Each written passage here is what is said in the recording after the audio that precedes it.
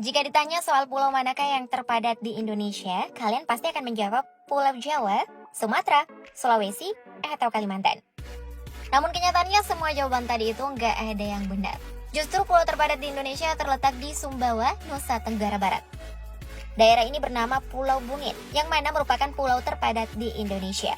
Bahkan nggak cuma di Indonesia, Pulau Bungin juga disebut-sebut sebagai pulau terpadat di dunia. Lalu bagaimanakah sebenarnya kondisi Pulau Bungin ini? Nah, langsung saja, berikut ini adalah 8 fakta Pulau Bungin terpadat di Indonesia.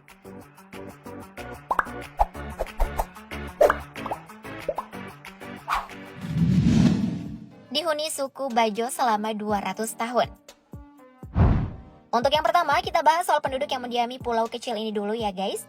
Nah, ternyata nih, meski berlokasi di Sumbawa, Nusa Tenggara Barat, rupanya sebagian besar penduduk Pulau Bungin adalah orang-orang suku Bajo yang berasal dari Provinsi Sulawesi Selatan. Gak main-main, suku Bajo ini tercatat sudah mendiami Pulau Bungin sejak 200 tahun silam. Dan kini suku Bajo yang mendiami pulau seluas 8,5 hektar tersebut adalah generasi ke-5 dan ke-6 dari warga pertama yang berasal dari Sulawesi Selatan.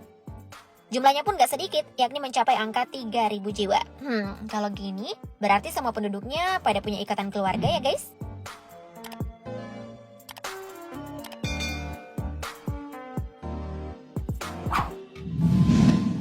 Satu rumah dihuni 3 kepala keluarga. Disebut sebagai pulau terpadat, ternyata nggak hanya jumlah penduduknya aja nih guys yang banyak, melainkan juga tempat tinggal atau rumah layak yang terbatas. Bayangin aja ya, di Pulau Bungin, satu rumah diisi oleh paling sedikit 3 kepala keluarga.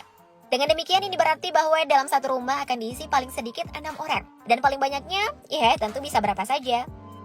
Salah satu alasan yang membuat mereka harus rela berbagi tempat tinggal bersama, yakni karena terbatasnya lahan untuk pemukiman.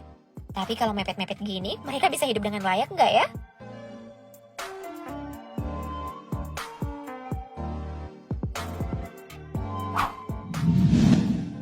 Warganya jarang merantau. Fakta unik selanjutnya soal pulau terpadat di Indonesia ini adalah warganya jarang merantau alias berpindah tempat tinggal.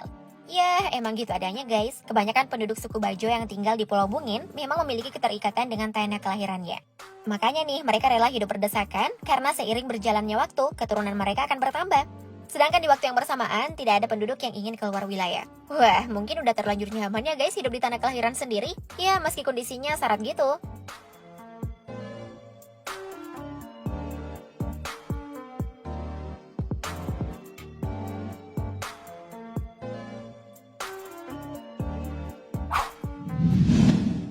Rumah anyaman bambu. Hal unik lainnya yang bisa kalian temui di Pulau Bungin adalah rumah penduduk yang sebagian besarnya merupakan rumah anyaman bambu. Berdasarkan data Badan Pusat Statistik setempat, dari 748 rumah penduduk yang berdiri di sana, 644 diantaranya merupakan rumah yang dindingnya terbuat dari anyaman bambu. Sedangkan sisanya terdiri dari 76 rumah dinding papan atau kayu. Dan 28 merupakan rumah dengan dinding tembok. Adapun lantainya, kebanyakan rumah warga menggunakan kayu, dan sisanya ada yang menggunakan semen, tegel, ubin, hingga keramik. Gimana guys? Meski rumahnya terlihat begitu sederhana, namun tentu tidak bakal mengurangi kehangatan keluarga di dalamnya, bukan?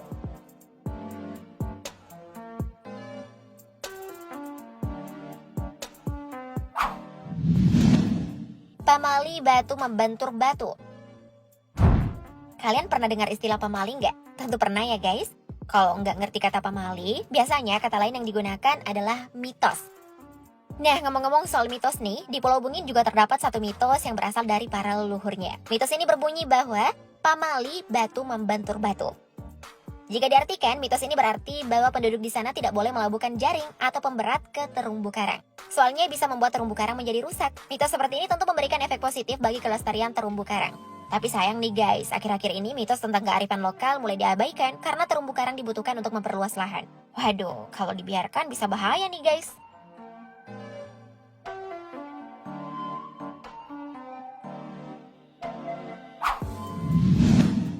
Ada banyak kambing. Jika di berbagai tempat, hewan ternak biasanya terdiri dari sapi, kuda, dan kerbau. Nah, di Pulau Bungin ini justru hanya ada satu jenis hewan ternak yang mendominasi nih guys. Hewan tersebut adalah kambing. Sesuai catatan BPS setempat, setidaknya ada sekitar 160 ekor kambing yang diternakan di pulau ini. Sedangkan untuk ternak lainnya berupa unggas yang terdiri dari ayam buras dan itik. Kambing di Pulau Bungin pun memiliki tampilan cukup berbeda dengan kambing di daerah lain. Soalnya, kambing-kambing di sana sudah merupakan turunan dari berbagai jenis kambing yang sudah beradaptasi dan bermutasi sedemikian rupa. Jadi jangan kaget ya guys kalau lihat kambing-kambing di Pulau Bungin.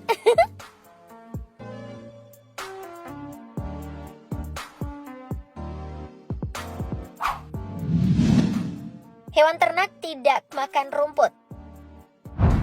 Nah, salah satu alasan yang juga menjadi faktor berbedanya penampilan kambing Pulau Bungin dan kambing pada umumnya ada pada makanan sehari-harinya. Jika umumnya kambing memakan tumbuh-tumbuhan seperti rumput, justru di Pulau Bungin tidak demikian. Kambing yang hidup di daerah ini malah menyambung hidupnya dengan memakan sampah sisa makanan manusia. Hal ini dikarenakan tidak tersedianya rumput di daerah sana karena Pulau Bungin berdiri di atas gundukan pasir pantai dan karang. Ngerinya lagi nih guys, kambing juga menjadi pelaku kriminal utama loh di Pulau Bungin karena sering mencuri makanan hingga uang penduduk sekitar untuk dimakan. Waduh, bisa-bisanya kambing makan duit kertas.